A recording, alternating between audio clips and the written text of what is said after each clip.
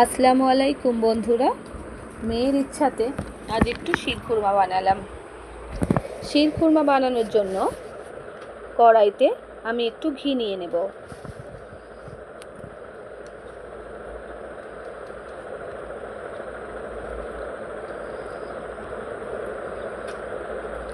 প্রথমেই ভেজে নেব ড্রাই ফ্রুটসগুলো।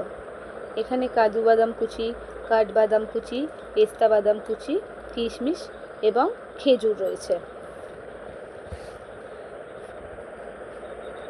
ড্রাই ফ্রুটসগুলো আমি ছোট ছোট করে কেটে নিয়েছি। ড্রাই ফ্রুটসগুলো হালকা আছে অনবরত নেড়ে চেড়ে ভেজে নেব। আবারও কড়াইতে একটু ঘি নিয়ে সেমাইটা ভেজে নেব। যেহেতু সেমাইটা ভাজা, তাই আর বেশি সময় ধরে সেমাইটা ভাজতে লাগবে না।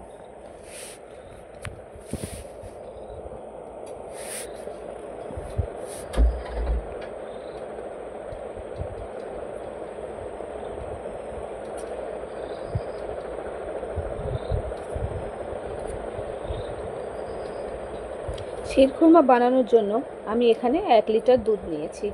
দুধটা আগে থেকেই আমি জাল দিয়ে রেখেছি। দুধের ঘনত্বটাকে আরও একটু বাড়ানোর জন্য আমি গুঁড়ো দুধ ব্যবহার করেছি। গুঁড়ো দুধ দেবার পরেই অনবরত দুধটাকে নেড়ে চেড়ে গুঁড়ো দুধটা ভালোভাবে মিশিয়ে নিতে হবে। দুধের মধ্যে আমি একটা তেজপাতা আর 4টে এলাচ ফাটিয়ে দিয়েছি।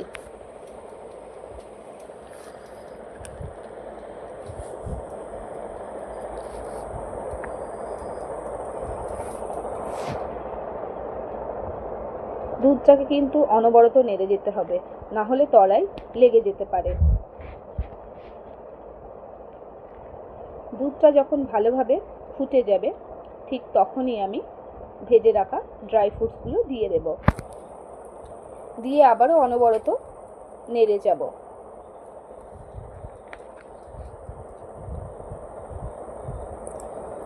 আবারও দুধটা ফুটে উঠলে ভেজে রাখা সেমাইটা দিয়ে দেব। ভেজে রাখা সেমাইটা দেওয়ার পর 10 থেকে 12 মিনিট ভালো করে ফুটিয়ে নেব।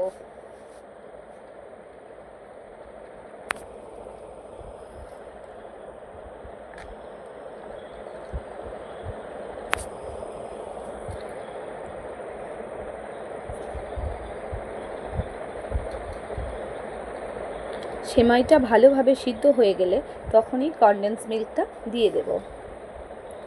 কনডেন্স মিল্ক দিয়ে ভালোভাবে মিশিয়ে 2 থেকে 3 মিনিট ফুটিয়ে নেব।